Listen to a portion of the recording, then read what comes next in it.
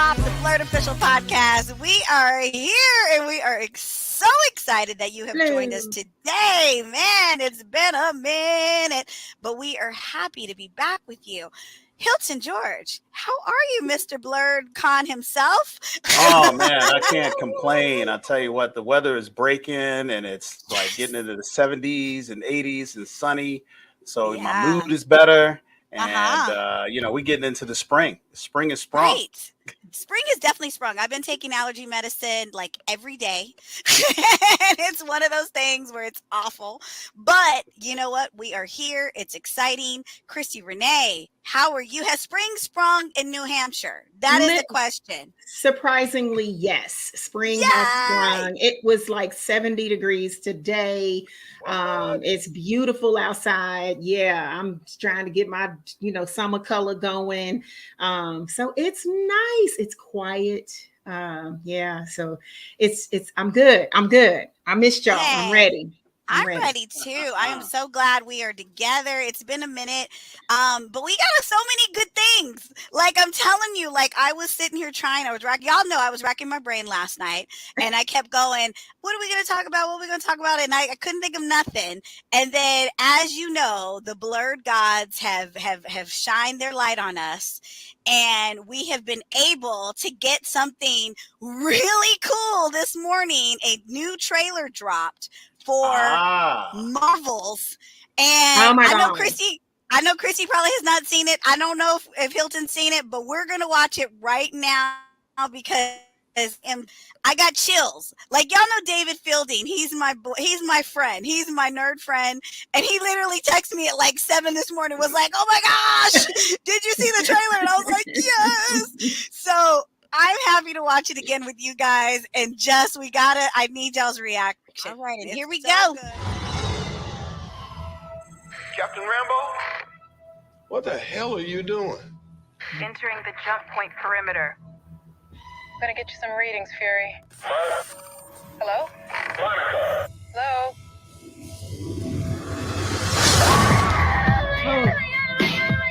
Captain Rambo?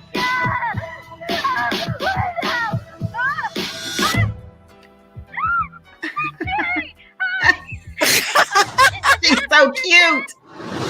Where's Captain Rambo?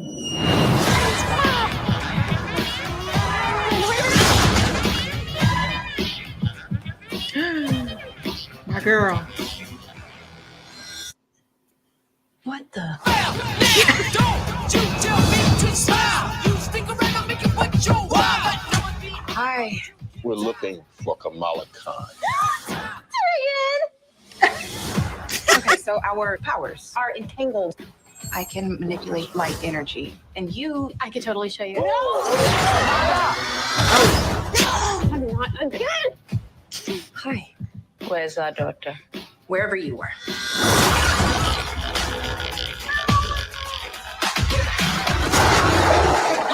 Oh.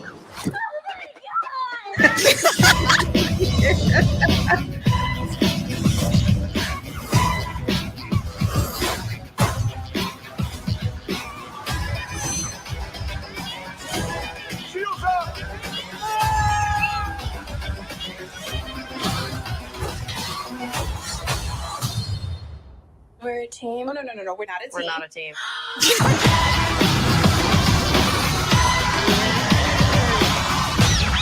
Hold on.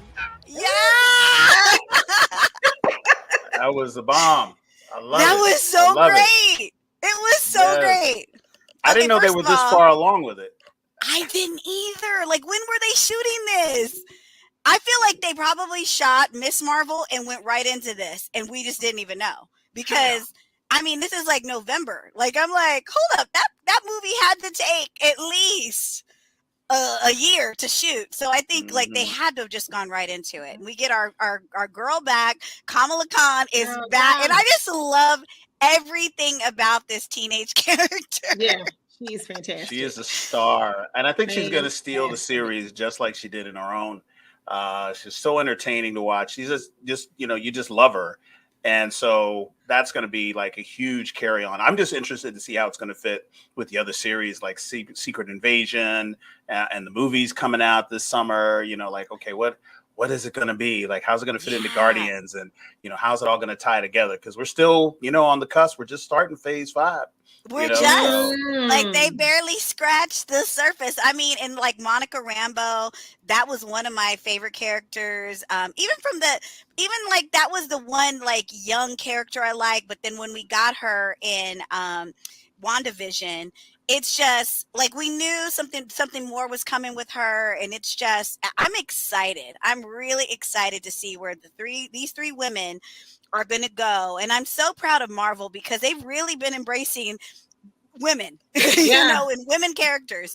And Brie Larson was like, me, I'm not the biggest Brie Larson fan, but she was so likable in this, like, you can tell they're going to loosen her up, or at least her character up. And I think that's what her characters always needed. Like, it just needed, just her reacting to them, I think is going to be hilarious. But Chris, what did you think when you saw, Brie? Of course I love her. And I do, my argument is always going to be, I loved her firm, crass tone in the beginning, because she also said, look, I'm everywhere. So y'all need to chill out, because I'm busy. I can't be just here. When they kind of checked her in, which film was it? Endgame, I guess. Endgame, Infinity War. Yeah, one of them. Yeah. And I thought, okay, that kind of explains her character. Like, she's all over the multiverses. Yes. Now, I also love how it reminded me of Riri Williams when Shuri and Okoye show up, and they always think these kids, they think they're being recruited to be an Avenger. And I love that. So that's a good, I think that's a great theme to keep going. Just like Peter Parker had those same moments. Yes. So I love that, because that's true kids. Hell, true. I forgot about Peter Parker doing the same thing. Absolutely. And look, I'm a teenager too, because if somebody show up, I'm going to be like, oh my God, I don't even need no bags. Let's go. Just take me right now. Beam me up. Yes. Take me on this adventure.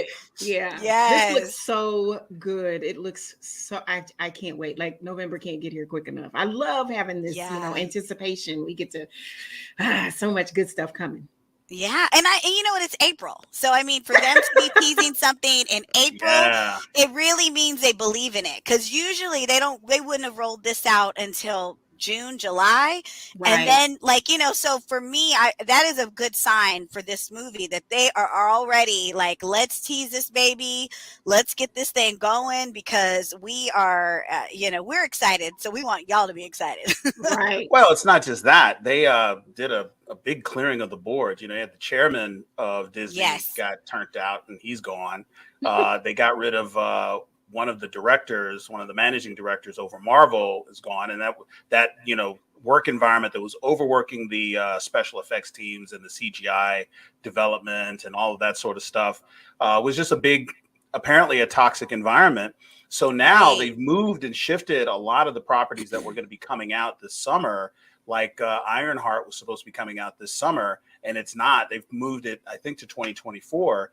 So the next thing on the agenda, they can focus all of their energy and all their resources on a smaller number of projects. Yeah. So that might account for how fast they've gotten at least this trailer out, and how fast they're anticipating being able to get these episodes and shot and done. And based on what we saw, the CGI and the special effects, look like they're going to be all on point. So this could be a hearkening of a new day over at Marvel. For sure.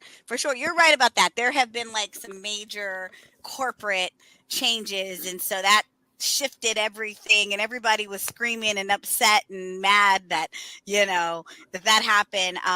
But I think at the end of the day, like, anytime anything gets pushed, it usually is for a good reason, and it usually ends up being bigger and better, and just they always take their time, and they seem to really, they really care about these characters. They don't rush anything, not even for us. And they know that we're gonna eat it all up, so they don't do that. Nia DaCosta is the director, who's also a woman. She's heading up this whole film, which I'm super excited to see what she does and how it all works out. One thing I thought was, have you guys heard this? I heard that Marvel is actually putting together the pieces to do their own like Comic-Con. So like, you know how they have like Star Wars I'm already Celebration. there. Where's my I ticket? know. I'm like, Where's take my money. I'm gonna mail them my credit card, and you just send Take back to my me the mo- money you think all I you need. gotta- I don't even That's want to see the it. receipt. That's it. Just tell me where to be, where to go, when the tickets go on sale. Like, I mean, literally. And I think it's the smartest thing because like Star Wars has done this for years. They do the Star Wars Celebration, which we'll talk about in a minute because that just happened. And they always are able to plug their own stuff. And if you think about it, on San Diego Comic-Con, Marvel obviously gets the big day. They get Saturday and they get to announce all their stuff. Yeah. But they're still like having to work with all the studios. Like all the studios are there announcing their stuff. So they only get like, you know, they probably get their allotted amount of time for the year. And they're like, okay, we're going to do this, this, and this. But if they had a whole Comic-Con, they would be able to show all the trailers. If they can have an amusement park. Oh, They can have they got a whole amusement park over in Anaheim. Yes. So like there's no reason in the world that they can't do a con. It would And be to your so point, smart. It not only smart, but it would be economically smart. It would pay for itself in a lot of ways. They have access to all the reason because I mean, if they did something because Disney has done it with D23, Yes. you know, and then you've got CW and HBO. DC does theirs. It's virtual, and so San Diego Comic-Con is no longer the monolith and the one opportunity to get everything out. So I think you're going to see maybe a little bit more of that hope. And I'm wondering, like, you know, will Star Wars make this an annual convention? It's already moving around every 2 years, and I think the next one will be in Japan. And I'm like, okay, now I got to go to Japan. I know, it's like, you know, it's I love that it's that. I love that Star Wars Celebration is that, but it's like not everybody can go to Japan. Like, you know, it's like, I mean. That might be like 2 years. We might be able to try to figure that one out. Like that would be kind of cool though, guys. Like for us to go to Japan, we go to Star Wars Celebration, we kind of do our thing. But still, it's just one of those things where it's like, you know, if Marvel does this, and like you said, even if it was every 2 years, it would pay for itself. They would be smart to do it annually because they got enough product, they got enough stars. And like you said, if they had it at Anaheim or at Disney, like they could have a convention space right there. You could go to the theme parks. It is just the whole thing. I would literally spend all my money and like move to Anaheim for like a whole week. We just need to get an RV. I need to like, right. My mom has an RV. I'll be like, Mom, bring the RV. The BOP. We grill out front. We'll just the BOP bus.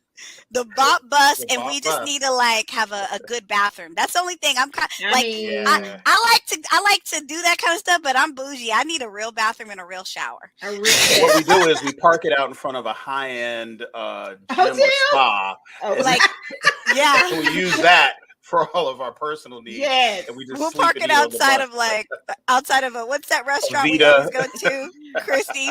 We always go every city we go to. We go to Ruth's Chris. We'll park it outside of Ruth's Chris. We like y'all know we gonna eat here every night. Right. So go and let us use your facilities so that we saving can money on hotels so we can eat filet mignon every day. Yes. Trade off. We get bougie when we're on the road. We like a good meal. I mean, people don't know when you're at Comic-Con, like you're literally there. We were talking about this. Me and Hilton were talking about this right before we got on. You were at the con from like 10 or even sometimes 9 because you got to set up and make sure everything's good until like it closes or maybe an hour before it closes. Sometimes we leave early. You're there the whole day. And you're trapped because these convention centers don't have, you know, restaurants around them. It's kind of like convention centers just take up the whole space. So you're trapped and you're at their whim as to what you're going to eat. So that is why I've always appreciated your con, Hilton, for having food truck. Like he has a whole food truck alley, or what do you call it? Like food truck rally. There you go. Yes, it's like so it's like what kind of fried chicken you want, or what kind of barbecue. You know what I'm saying? But when you're at the con, you know you're like literally like stuck on the chicken fingers. You got the like overpriced pizza that's awful. Like, I mean, it's just all bad food, and you're stuck and you're trapped. Like Christy knows, she's had to go run and try to find me food and find us something to eat so we don't die because we've been there 8 hours. We don't want crap either, and sometimes we'll do our best to snack. Even the salads are awful. Like they'll except have for some the one. horrible. Except for the one. Now we do have that one salad we love. Yeah. What is that? Well, it was, and that's only in that one city. That's it. That's in Seattle at Emerald City. So one salad in one convention center in one city. It's like baby mixed greens with candied walnuts and fruit and like some goat cheese or something. Vinaigrette, like goat feta or goat cheese. Like it's so good. But that's not no other con has that salad. No. Like none. No other sounds like a salad at a con. Like, yeah, I know, right? I've even seen that. Like, right? Right. Boy, we got it. And like, Walter was with us, and we were like, Walter, you want a salad? And he was like, yeah, sure, because he's like a healthy guy. And then the next day he was like, I don't want that salad, y'all. That wasn't enough. Like he was still hungry. He didn't say it was bad. He liked the salad, but he was like, it just wasn't enough food. I do think that the major studios that have fandoms attached to them are going to start doing their own internal promotion. I don't think they're going to leave San Diego or New York Comic Con. No, but I think they've got so much properties to get out. They've got so many panels they want to do. They have so many aspects of their production and their theme that they want to put out that, even if you had an entire day of Hall H on Saturday, it's not going to be enough for what they want to do. And I mean, we're talking about this as if, Ranger Stop is not right here. Like you literally have a theme-based convention around fandom from stem to stern. And that is the I think the model going forward. And I think the great thing is that they've got such a diversity of content and properties and shows and movies that it would just overlap with so many fandoms, from the video games to the series to, you're obviously going to have cosplay and, the vendors. It's all going to be there. It's so expansive that they literally could just, like you said, they've got everything. They've got it all. Like they don't just do movies. They don't just do TV shows. They've got all this merch. They've got all these things. And it could literally be so amazing. But no, that from what I understand, it's happening. There is going to be a Marvel con. I don't know where, but the buzz is that is happening. That is a real thing that is going to come to life one of these years. And it's soon. I hear that it's soon. So I was like, they should call us, experienced con runners to come and consult. I think I could help put some of this together. I could put their floor plan together. You know me and the floor plan. Floor plan, promo. We could do it. Like we could do all the little features, the special events. Man, look, if you have Marvel at your disposal, yes, that's it. Come on, come on. You hear that, Marvel? Make it easy on yourself. Call the people who know. Call us. Let us help you. Help us help you. Help you. We're here. We're here for you. Okay, so I had something else for you guys to watch because that wasn't the only thing. Now, like I said, Star Wars Celebration was just the other day, and they announced so many things, but one of the projects that I am so excited about. Say it. I'm just gonna play it. Instead of saying it, I'm just gonna play it. Okay, guys. I'm just gonna let it talk for itself. Exactly, because it is that great. Okay, guys. Something's coming. Yeah. Something dark. That's our girl. That's our friend, girl. That's our friend. I sense it.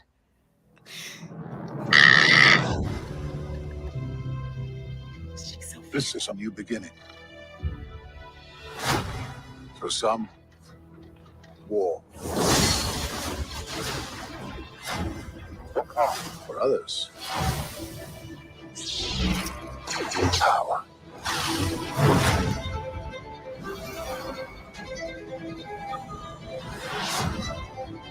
It's been a while. Things have changed. I started hearing whispers about Thrawn's return. What's that? as heir to the Empire.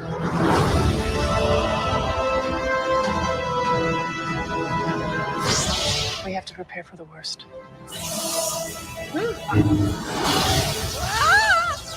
The Jedi fell a long time ago. There aren't many left.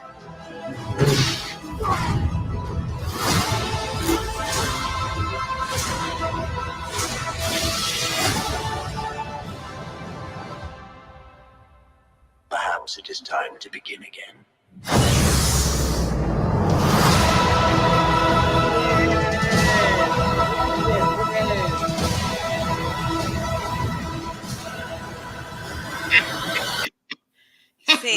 See, look here now. Look here now. Come on. You done messed up, A.A. Ron.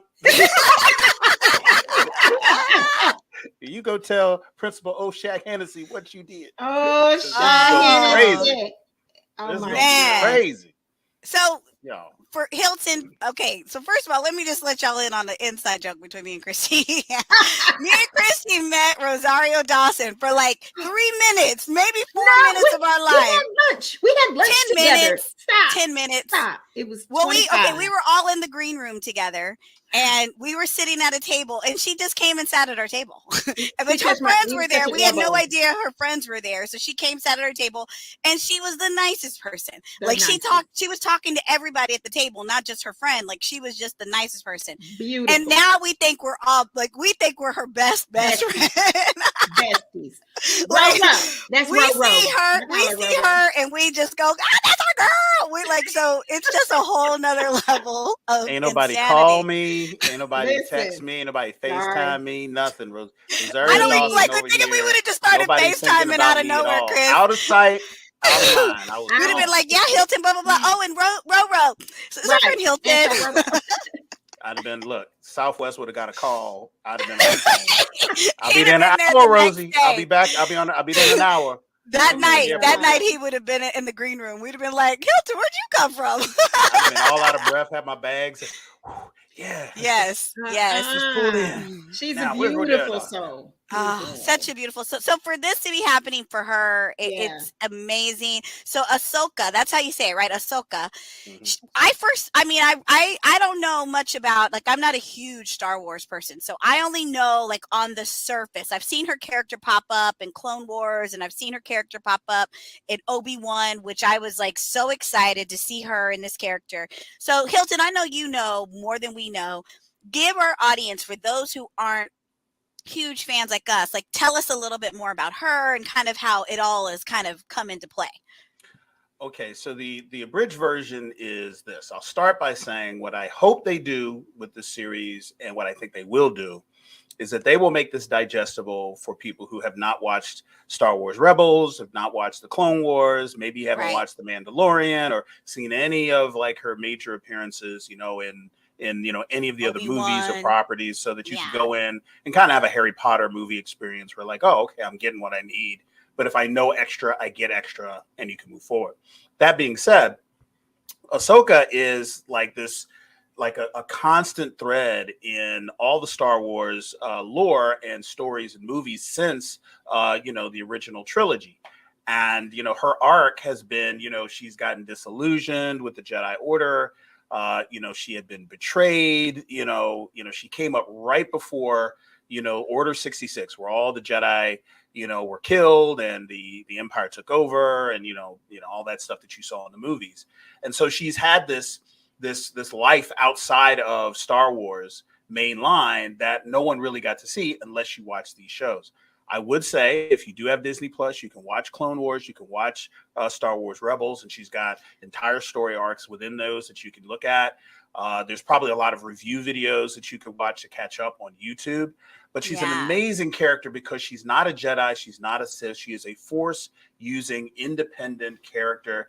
A lot of that is defined by the color of the sabers. And we're trying to figure out, watching this trailer here, like, what is the mission? Like, what is the story that has not been told that we are now going to learn? We know that they teed it up, when she was in the Mandalorian, and she was looking for Grand Admiral Thrawn, who we don't know who's been cast in this character, but this is a character that is as impactful as Darth Vader or Anakin Skywalker or Obi-Wan in Star Wars lore. Right. So really excited about this. But she played it so well. And, you know, she just embodied the character. All the Star Wars fans just get teary-eyed, you know, when they saw her in the makeup and the costume. She's learning the fight choreography. So I know this show is going to be amazing. We're going to get some great performances. You saw in the trailer, you know, you got some really great actors, you know, that have played in, Thor. You've seen some actors here who have played, your girl Ramona from Scott Pilgrim is playing a character here in full makeup. So there's going to be some familiar faces who are proven quantities on the big and small screen. And the fact that it's coming out this summer means that you know, we're going to see this before we get to Labor Day. So I'm excited. I know. Like Disney Plus, if you aren't subscribed, I don't know what your problem your is. life. Yeah. Because it's so much good life. entertainment, and it's not like someone was like, I don't want Disney, like I don't want to watch some kid shows, and I'm like, no, these are like full on series. Like, it's so listen, much more. y'all don't know this one right here. We were just in the chat. She's like, I'm on the Mandalorian. Lord, let me say. Did you binge like all of season 1? Because you were like rifling through that when we were talking to you. I'm doing it. I'm still trying to keep up in the current season, but again, I'm learning. You know, I'm still be looking for Billy D anytime I think of Star Wars. Oh God! You get Carl Weathers. I know. I get Apollo Creed in there. Apollo Creed in there. Yes. But of course, you know, my biggest argument about the whole thing was, why I can't see Pedro? Pedro, where your face at? Is Pedro gonna take that dang helmet off? I mean, Pedro. Well, you gotta watch. You gotta watch because you get about does it come off? 3 minutes. You get about 3 minutes of Pedro. Okay. In between season 1 and season 3. Yeah, that's why in the current season he's like the beginning of the current season he's trying to right his wrong for taking that helmet off. Oh my Lord, take the helmet off. Because Mandalorians aren't supposed to ever take their helmet off. He needs to not be a Mandalorian. Man. We just need to. He needs to quit. He needed a new job. Okay, first of all, how many people have been on Star Wars, but they were the voice? Like these characters are like computer generated, like Lupita Nyong'o. Like I mean, these people they went and did their stuff in like a green screen, or they did, you know. But it's like they weren't, you know, like something else was there. Like my friend, the little bubble dots in the green. Yeah, suit, he was BB-8, and he's like dressed in green, and he's pushing BB-8. Every time you saw BB-8 roll, he's the guy who actually was doing the robotics of the BB-8. I just figured something out. Like Pedro Pascal to the fan base represented by Christi, and I think even Karan Ashley here. Is to them what Rosario Dawson is to us in Ahsoka. Yeah, but y'all get to see her face. We always reveal. Listen, I gotta tell you, I'm a super fan. You know, I was born and bred into the Star Wars era. And, you know, I just love what they're doing with the world building. You know, it takes a lot of skill to tie all this together. You know, you think Marvel stuff, really does. You know, Star Wars has got like non-canon books, the 70s. comics, you know, the movies, you know, the TV shows, Christmas specials from the 70s. They got to tie all of this in and make sense of it. It's years upon years. Filoni and Favreau, you know, the guys who are mainly known for what they're doing currently on The Mandalorian, across the board, because Filoni did Rebels and Clone and everything. He's encyclopedic. And it's like, you know, the fact that you know all of these little disparate things are going on in the Star Wars universe, but then they're able to kind of tie it together in a way that you didn't see, gives these series and gives these properties something to do and a story to tell. And they're not having to pull it out of their butt. You know, they really are able to tell these really compelling stories. And they've got some amazing special effects, some amazing practical effects. So, I mean, listen, you are going to see a lot of Star Wars cosplay, fashion. Oh, You're going to see people talking about it on your timeline. It's going to be everywhere this summer. So between this, they got a new series coming out called The Acolyte that's going to have Amanda Stenberg. You may remember her as Rue from the Hunger Games. yes, I love She's playing the her. title character in that, and they're building out a whole new lore that has never been told. Wow. And you know what else is really exciting that we've said, but we haven't really said, is that these are women, but they're also women of color who are centered in these stories. You know, Black women, Afro-Latina women, you know, these are this Afrofuturism push that we compliment and praise Disney so much for, and all of the stuff that they do is evident even in their sci-fi properties. So, you know, we get so caught up in the space stuff and this, you know, the space wizards and all this stuff. We're like, yeah, but there's a woman of color on the screen. Like, that's pretty dope. Yeah. And like, I know like at one point there was like, I keep saying Obi-Wan and I forgot she wasn't in Obi-Wan. She was in The Mandalorian. I'm just getting them all mixed up. But like with Obi-Wan, there was so much pushback and so much, cause you know, they had a Black lead villain-ish. And so it's like, I love that this whole new generation of Star Wars is like, we are not going to be swayed by this layer of hate, this one little layer of chatter of hate, because these women are so talented and so amazing. And like, we're just getting, like you said, this, I mean, it's so important for us as a people, as a generation, as all of that, to be able to see ourselves in sci-fi and see ourselves in the future, even if it's the pretend future. Like, the reality is that that's what was groundbreaking about Star Trek, and that we had, you know, Lieutenant Uhura. Come on, that was not even worn on purpose. Christy bought me this shirt, by the way. We had Lieutenant Uhura in the future, and that is why when she decided she wanted to quit and she wanted to go and be on Broadway, Martin Luther King picked up the phone and was like, "Hey, girl, I need you to not do that." Martin Luther the King. Martin Luther the King, right? And you got to think about this, guys. Like, we have all these crazy, like, I mean, you guys have seen lately on the news, like what's going on in Nashville and what is going on in Tennessee. I shouldn't even say Nashville, just Tennessee. It's like, I read a meme the other day and they said, as much as all these hate, you know, hating politicians and these hate mongers and these racist, like this racist undertone. Well, it's not even an undertone. This racist, they're very bold. This racist overtone in our country and in our government. You know, it's like you didn't want kids to like have any kind of critical race theory. They're literally witnessing critical race theory. They're living it with their own eyes, and it's such an inspiration for me to see, like, the kids coming out of school, sitting out, like, just protesting, laying down on that floor in the hall, and just seeing all of these people go, this is so racist and so wrong that we're just not going to stand for it. And seeing two brothers who are just, I am so proud of these brothers. Justin Pierce and Justin Jones are just in time. Just in time. That's right. They are so phenomenal. And when I tell you, it's hard to stand up.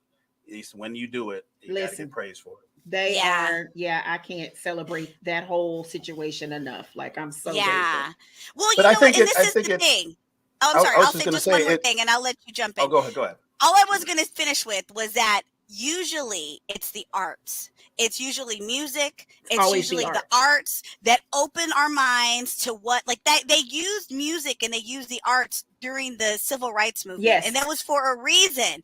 It was to appeal to the people's hearts, because it's like, you don't think it's happening, or you ignore that it's happening, or you're just like, oh, I don't care that it's happening.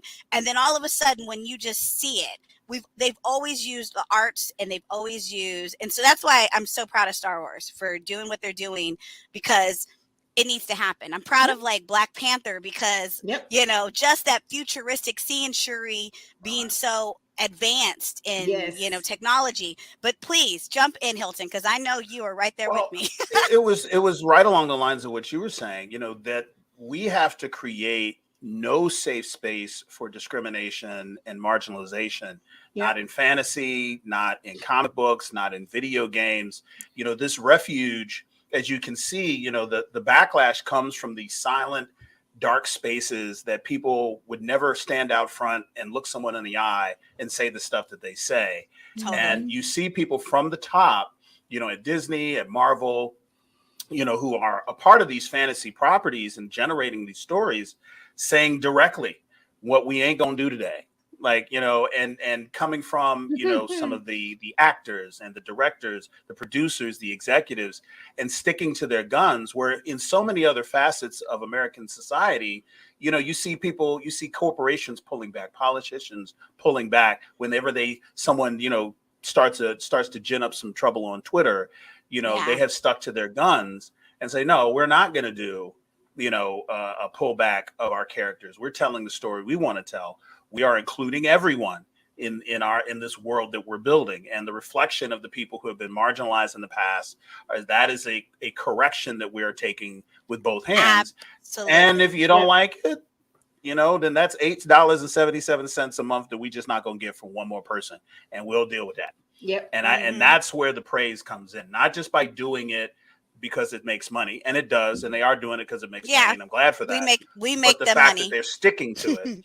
And they have made it a business plan, and it's not just in the storytelling, it's in the casting. You see it in the directors, the writers, it's the behind the scenes, it's all there.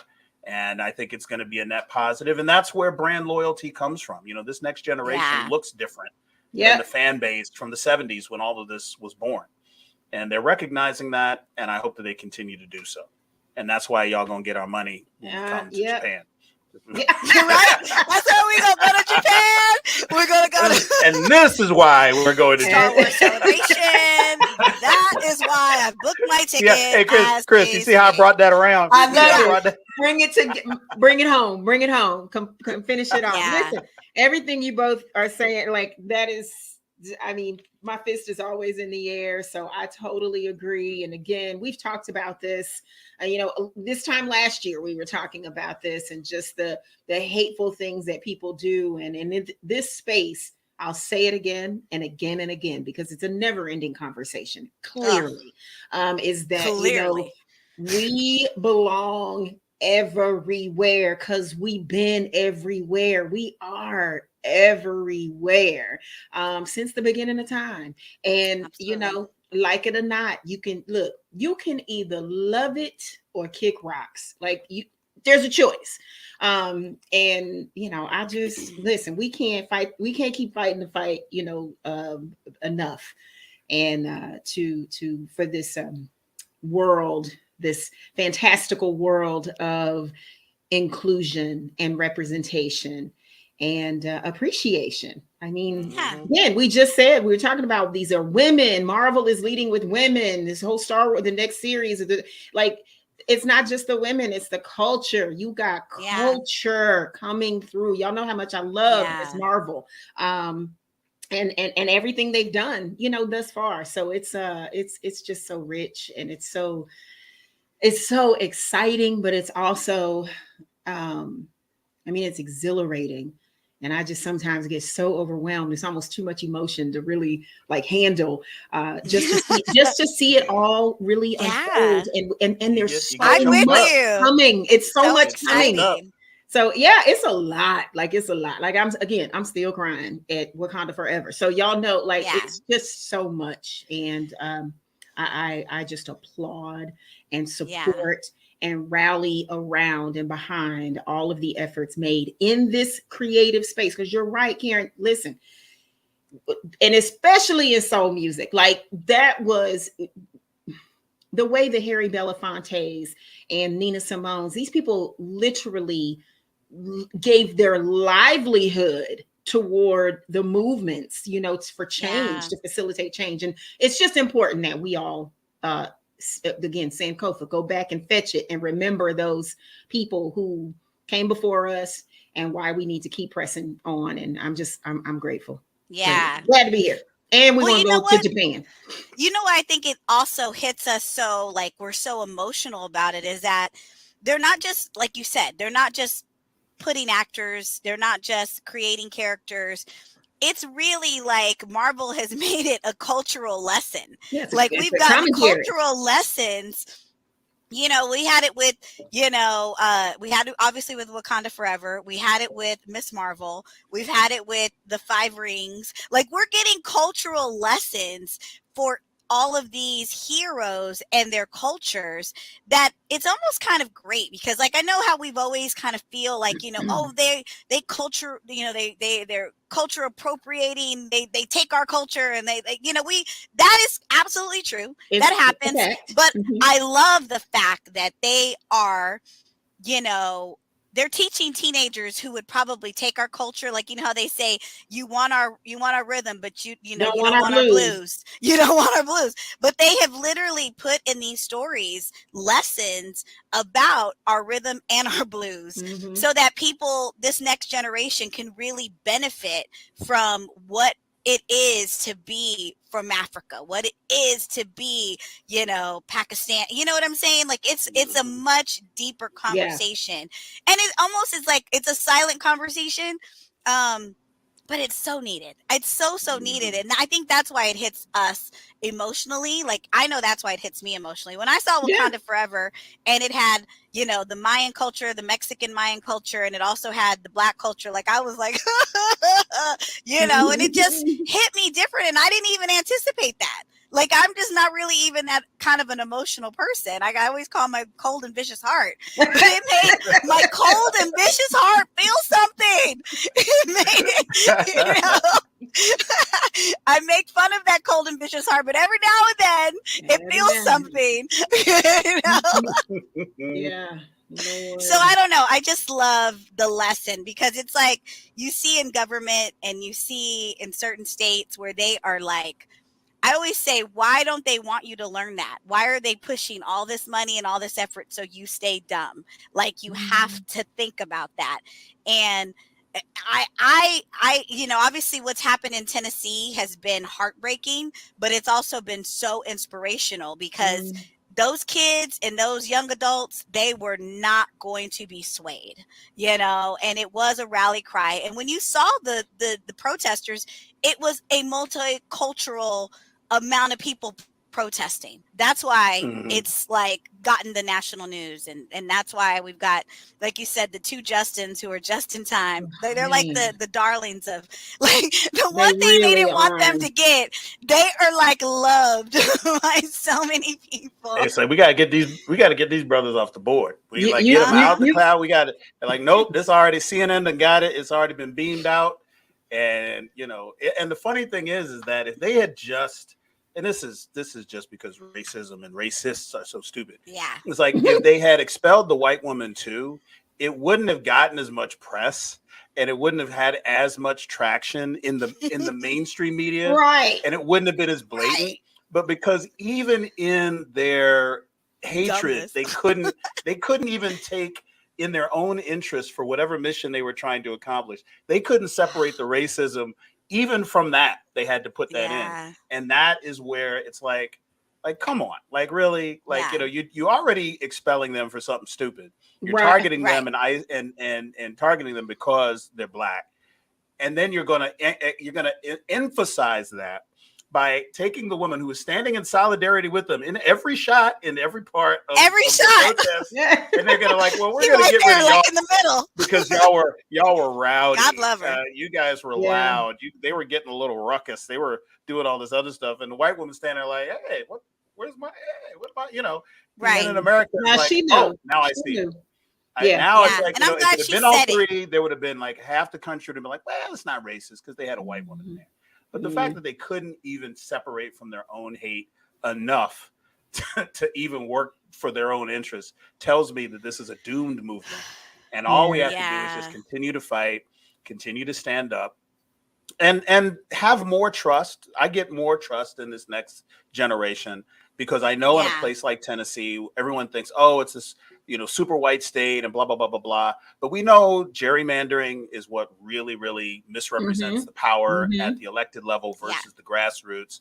We know what the people of Nashville want in majority versus what they are getting at their state level. And until we attack that, until we get some better representative government, we're going to have these fights between the people that are being represented and the people who are in these state houses doing stupid stuff. But it's really nice to see that we're able to get behind and rally behind these brothers and make some change. And I don't want the crux of their fight to go unnoticed. It is for gun reform. It's not even a racial issue. They made babies it that were lost, that were slaughtered. Exactly. It's about guns and death. Here's the thing. It continues to happen. There's only been 102 days or whatever it is, 104 days in the year. And we've already had over 160 mass shootings in the United States of America. Just 2 days ago, a bank, was shot up in Kentucky, and 6 people are dead. Like 1 minute. 1 minute. 1 minute. He shot for 1 minute. It's just a nightmare. So the destruction. They try to. This is almost part of the plan. They derail us from what the real issue was, and racism is just so easy because it's so commonplace. Yeah.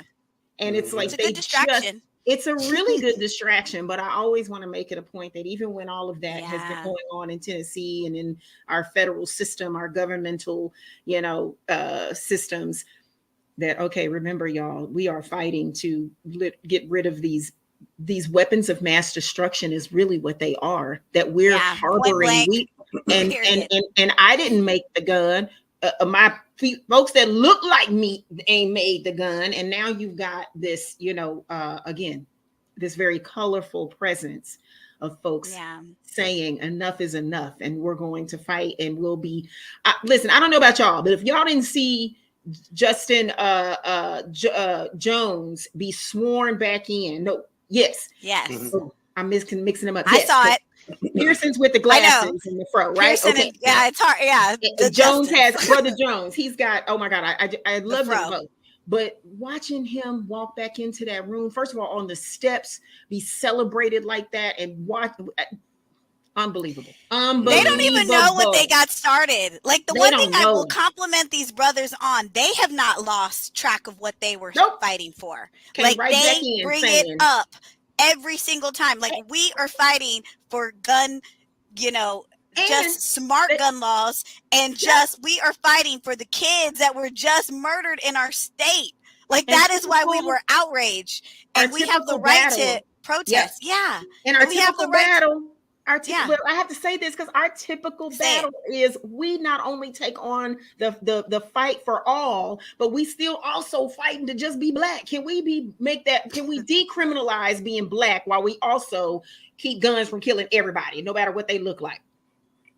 So we've got this double battle. So when his speech coming back in to the House and when he was in the well and was able to say, I'm reinstated, and we not only did you try to do this, but we're getting back to the main point, but we'll fight for both of those. We're going to fight everything you throw at us.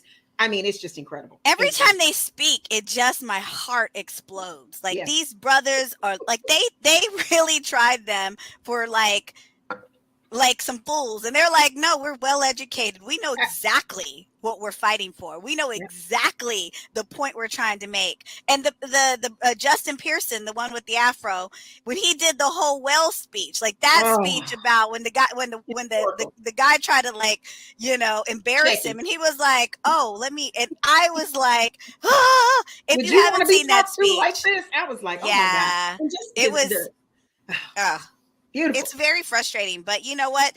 It has, like I said, it's been so inspirational. Like through the frustration, it has been the inspiration. Like they've literally set these two brothers on fire. Like I don't know these, like whatever they had planned for their agendas, whatever they had planned for their year, their life, their mission. Everybody has something that the reason that they're in politics or the reason they're doing whatever they're doing. I think their lives have been changed, and their trajectory definitely. Their trajectory is like they are on a whole nother path that I think recalibrated. 5 or 10 years, these same politicians are going to be like, why did we start this fight with them? This is how it always happens. Yeah. Martin Luther King was tapped. He was called. They were like, we need somebody to speak, and we hear that you are good at conveying the message. There are other people in the fight, and there's other people who are leaders in their area and have been fighting the good fight, but we need you to get out into the forefront. And Martin Luther King didn't think he was going to be taken on a lifetime mission by giving that speech and by stepping into that role, because there was nobody who had done that at that time. Yeah. But that's where lightning strikes. And, these politicians, these guys, when we start talking about, well, who's the next generation of politicians, this is them, and they're tapped by the moment. They're tapped by faith. They're tapped by the issues. And a lot of times it's not somebody that's been groomed since they were 16 to come into these spaces. Yeah. There's a lot of politicians that have been, model UN since they were 15 years old. And they get up there and they don't make a whole lot of consequence, but just somebody who comes in at the right place at the right time and decides to stand up ends up being some of the people that come into these spaces, to lead and become leaders going forward. And I hope they accept the mantle. There's no guarantee that life will make this work for them, but I hope that it does. I hope they go, as far as they can at the state level. I hope they end up on national politics, bringing these issues forward, because there has to be a wave. I don't mean no harm against Joe Biden, but he's not going to be here forever. No. And and we don't have a bench. Nope. We don't have a bench. There's nobody on the bench. Like, why haven't we planned for the future? Like, why is it? The freezer empty. Where the fish and the steak? Nothing for the winter.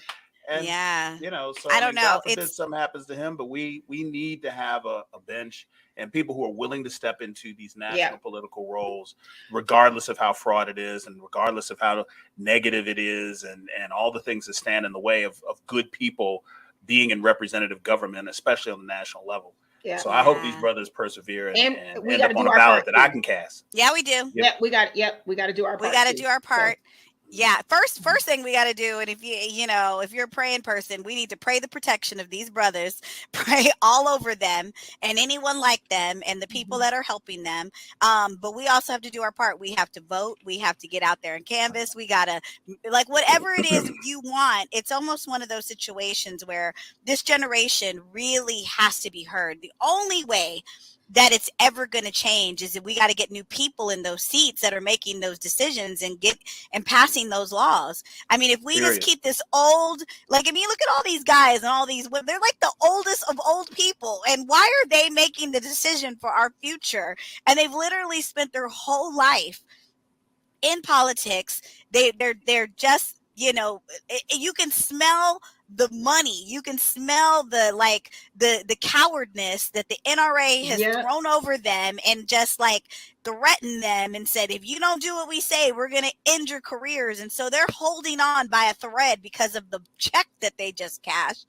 It's like, guys, the only way things change is if we change it, but it's not easy. Like, it takes work. And like you said, I was so inspired to see two young guys who are definitely going to be the future of something great, because I just don't see them going away, because they are we need them. They're mad. And I like people who are mad, and I like people who are like ready.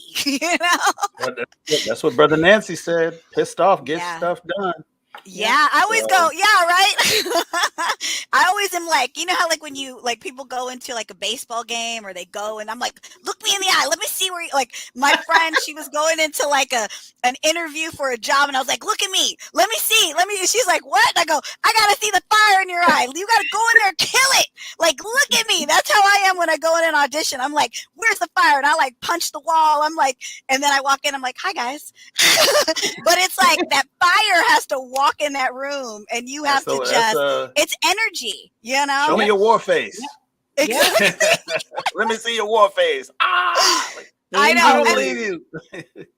And I know our BOP watchers are like, how do we go from Marvel to Star Wars to politics? But it all kind of intertwines. Like, think about every time we've gotten a major character, when they turned Captain America black, the outrage, you know what I'm saying? It only comes up because of the ignorance. So if you think that this entertainment stuff isn't, affecting the storyline of our lives or just your view on what you know, who can be what and who can do what. You know what I'm saying? Like it's like if you it's always entertainment that has always helped, you know, spread the message. So it's like, yeah, this is what it is. Yeah, this is what it is. This is what it is. Okay, so any final thoughts? Like, I already know I'm saving up now for MarvelCon. Whenever or wherever it is. Guys. Japan. Yeah, well, that's doing Star that for Wars Star Wars. Celebration. Star Wars. I mean, whatever. Celebration. Yeah, I'm adding that to the list. Right. Yeah, I'm adding that to the list. That's what we. Let me find out where and when it is. The flight and the hotel is gonna get purchased first. Like, and then the ticket, wherever, however the tickets work, we'll figure that out later. You tell me it's gonna be in San Francisco on this weekend. Boom. Me and Delta Airlines is gonna be like this. Like. Well, think about it. Think about how like they had on Miss Marvel, where she was at MarvelCon. Like, I mean, that is really gonna happen. Like, that was just a glimpse of like, oh, maybe we can do this. And I mean, you gotta think about it. They know that Comic-Cons are a huge monetary situation. I mean, there's a reason that they announce everything at San Diego and at New York. They know there's 100,000 plus people showing up. You know, they're not crazy. So now it's like, why don't we have skin in the game? Why aren't we doing this ourselves? We could have all 3 days to announce our TV shows. Why are we just waiting for the one hall 8, like one room, 1 5-hour span? Like, why are we doing that? We could have it all. And everybody will come. It will be there. Yes. There's no doubt about that. Yeah. In the streets, looking crazy. Looking crazy. I didn't even tell you guys. I recently was in Orlando, right? And I was at my friend Mikey. You guys know Mikey. He co-owns Ranger Stop and Pop with me, along with Nakia Baris. But I was at Mikey's house, and this is how you got to treat a guest. I go to his house and I go into my room because he's got me, like, I got a room and I got my space in his house, everything. And he had some slides, Waffle House slides. Yes, I showed these Waffle House slides. Hold on, please hold, because I got them right here. Please hold. Please hold. Talk amongst yourself. Waffle House slides. Wow. Everybody and their mama was like, wow, where do I find those? And I said, see, when you got a friend in me. He knows me so well that he bought me the Waffle House slides. Guys, first of all, the slides are comfy. Second of all, I felt seen for the first time in my life. I felt seen.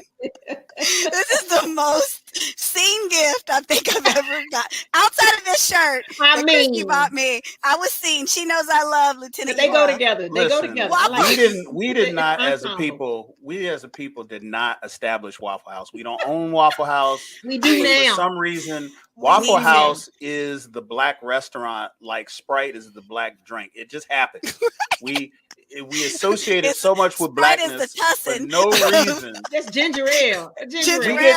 Look, y'all remember that meme that came out where they were talking about that new Waffle House where all the white people were working and everybody's like, I don't trust it. We ain't going. I don't trust that. Those floors don't look slippery. You know, there's not enough. That grill don't look day old. That grease don't look day old. Like, I need a waffle iron that has had 80,000 waffle remnants. I need some mendacity in my staff. I need them to be indignant. Like, you know, I want to feel like I'm on your last nerve when I walk in the door. It gets into the grits. You can feel it. Like, this is what that last nerve tastes like. Thank you. Yeah. You know, yes. I want the deputy in the restaurant who is there to protect the attendees, the restaurateurs from the staff. He was not there. Everybody's on work release. Everybody's on work release. He is there to make sure don't nobody run.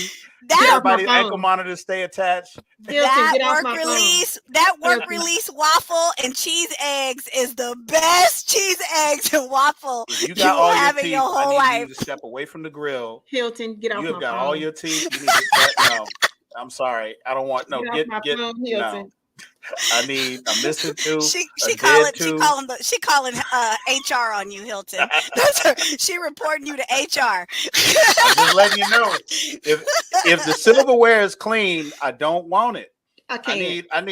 I need boiled water. Waffle House slides. We're not talking. No Yeah, more. exactly. Like this is the thing. Like you guys know, the grimiest Waffle Houses are the best. Like in the there might be somebody. There might be a commercial in 10 years. It's like if you ate at a Waffle House from 1992 to 2022, then you need to call us because you could get a piece of the settlement. I'm But sorry, that's y'all. okay. You This might is be what entitled happens to when Dana's not here. This is what happens. We just go off the rails completely. Call the law You knew firm when the of Waffle Dewey, House Peterman, line Howe. came out, it was gonna be the show had run. I need them. I gotta have them. I'm gonna find you some because I was like, we gotta have people literally were like, "Where did you get those?" And I was like, will "You wear need them to church." I'm gonna wear them. And dare somebody to say something. Just dare somebody to say something like what? I'm be like the chancla. What you say? What you say? I'll get them and then I will wear them into IHOP and wait and hope somebody says something. Yes. Say something. Say something. Say something with your dried up pancake. This is exactly what it looks like. Security. With your omelet and hardly and no look, meat. if I want to test the criminal justice system, wow, I'll wear them to Cracker Barrel. Okay. I might not make it out the lobby. They might not. We are experiencing technical difficulties right now. Y'all, get off That'd my be a national phone. news item. I'm out. I'm done. They done I'm got done. Anderson Cooper that came out of the studio to come I'm see. done with Christi, y'all. stop acting brand new. Stop acting brand new, Christi. I'm you are right here on the Waffle House Slide parade, and we gonna have the Waffle House Slide. You gonna be sitting in the convertible car at the Waffle House. Do not act like black people do not go to Cracker Barrel. Because we might not have been at the Capitol on January 6th, but we want to taste what it tasted like. So when I bite into that biscuit, I'd be like, we were stuck though. It's like insurrection. Where were we? Christi? Was it North Carolina, South Carolina? It was one of the Carolinas. One of the Carolinas. We got in so late. Ooh. Like literally, it was like but it Cracker wasn't even Barrel. that late. It was the towns were just shut. The town was just shut down. Like we went to Waffle House and they were like, "We closed," and we were like, "Okay." It was closed, and they were like mean about it. So we were like, "Okay, it's cool." So we had like Jack in the Box and like Cracker Barrel, and so we actually went to Cracker Barrel, and it was some good pancakes though. I ain't gonna lie. Oh no, that pancake was hitting. And I had a drink too. It was good. I had a cocktail. Yeah, you get cocktails at Cracker Barrel now. At Cracker Barrel, like you can get show enough like liquor. Yeah, it was like I don't know if it was Jack Daniels, something like one of them wine coolers. They had a whole Jack Daniels menu. It was so I can't be that mad at Cracker Barrel. I mean, they are due for a name change. If Ain't Your Mama changed their name, you need to change your name, Cracker Barrel.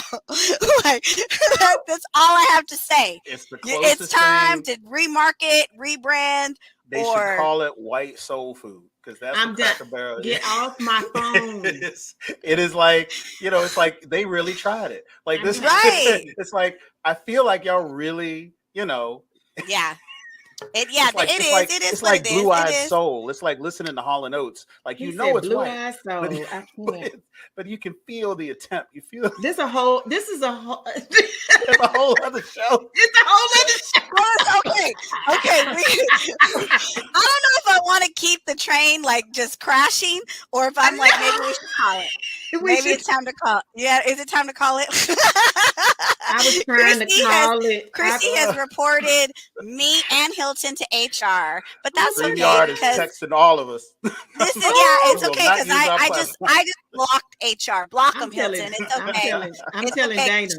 She acting brand new. I'm So getting in the chat right now. Dana. She acting brand new, but it's okay. But guys, thank you for watching the BOP, the BLERD official podcast. One day we will be BOP Plus, and it will come with a Waffle House slide, the subscription. Have to have the Waffle House. I'm working on that. It is so amazing, so comfy.